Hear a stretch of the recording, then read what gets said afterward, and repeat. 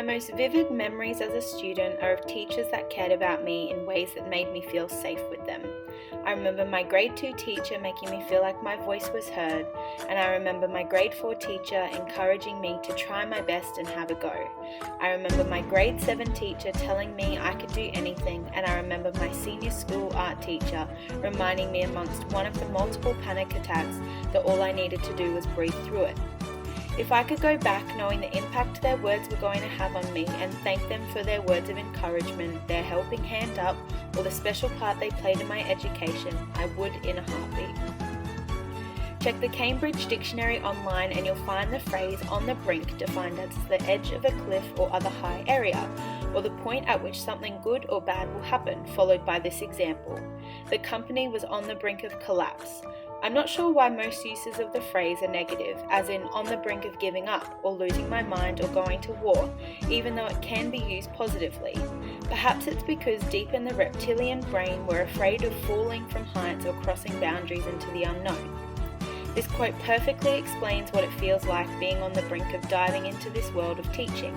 It harnesses a lot of unfamiliarity, a lack of knowledge, and perhaps suggests that I might not know myself as well as I thought I did. While I'm on the brink of the unknown, I am also very well aware of the adventure and beauty that will be found as my career continues to unfold. Parker Palmer argues that a dominant mode of knowing in education is rooted in fear and creates disconnect between teachers and students. He suggests that perhaps the only way to really know something or someone is to first try to understand it or them by disconnecting our emotions from the thing we want to know. As a pre-service teacher, the importance of self-awareness and emotional maturity is paramount to be able to effectively fly free, as Palmer suggests we have the ability to. Philosopher Paulo Freire believes that education is about transformation.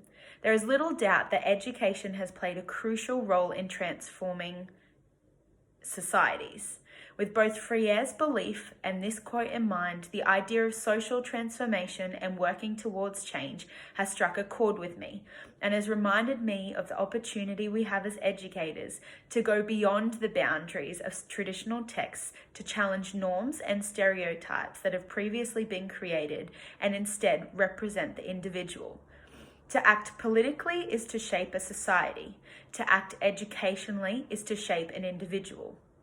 Formation of a society and formation of a person are therefore closely related, without being the same. The relationship can be described as an egg or chicken paradox. What come first, the good and proper community or the good and proper citizen? Central to my philosophy is the inclusivity and equity of every child. I am passionate about children with special needs and believe that they deserve to be given an inclusive and equitable education. Parker Palmer argues that every human being has a unique nature with potentials and limitations. It is my responsibility as an educator to create a classroom that shapes and challenges the norms and stereotypes of our heterogeneous society to embrace all children's diversity. Biological determination is the belief that human behavior is determined by genes, brain size, or other biological attributes. By creating a classroom, as previously mentioned, my goal is to challenge biological determinism and instead propose that each individual has the capability of post-structuralism, meaning that individuals have the ability to develop a sense of who they are while negotiating competing societal beliefs. Every child is on the brink of the great unknown. And while that sounds like a scary thought and we're always looking towards the next thing, I'm choosing to look at it from the perspective of Parker Palmer and embrace the adventure and beauty that awaits.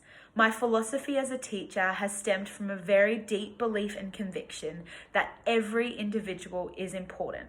Every student deserves to feel safe at school. Every child deserves to be accepted at school. Every student deserves to be included and every student deserves to have a voice.